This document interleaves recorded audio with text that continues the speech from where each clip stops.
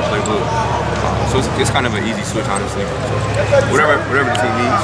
And for both of you guys, we know the H-back and the X and the Z, the positions are different, but can you just give us a little explanation at your position of what is the difference? What do you have to make sure you do well at this spot versus the other spot? And if anyone's moving from Z to X a little bit, inform us. Either of you. You're both one that's always moving. Oh, well, I think like H is like kind of our scat back player, kind of our,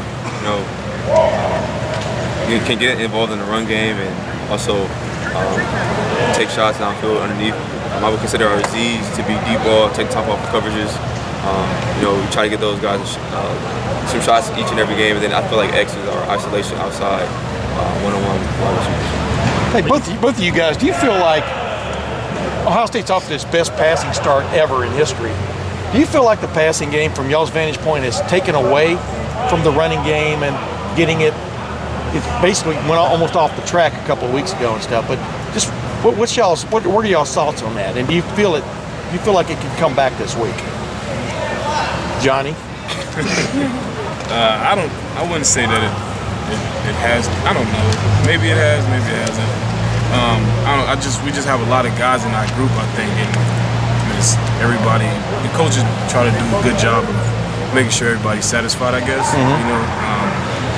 We have to put more pieces in. We're doing more things to get the running game going. So, it's just, we're just trying to be collective in this whole thing and just trying to get everything clicking as well.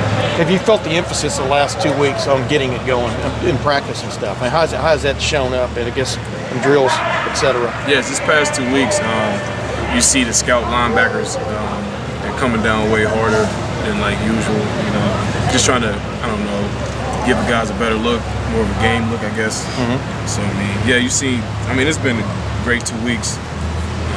With the bye week last week and this week, you've seen guys, they seem more hungry this week.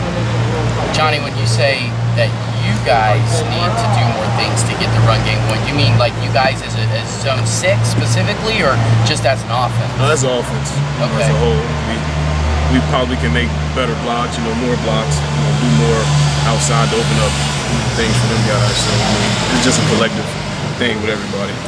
Urban said that Chris Olave will probably be more in the rotation with the opening there. Just what have you guys seen out of him that's put him in this position? He's living up to the standard right now. He practices hard. Great practice player. He makes plays. Able to track a D-ball very well. Great hands, great speed. So he's just been working ever since he got here. And right now he's playing up to the standard. So there's no doubt that when he gets in the game, there's going to be no drop off. He'll be the same. And I think a lot of people might assume that if there's an opening at X, maybe Jalen Harris would have gotten a shot there. Just from your vantage point, where do you think he is in his development? I think he's on the right track. I think he's going uphill. His last 2 weeks of practice have been the best 2 weeks of practice he's had since he's been a Buckeye.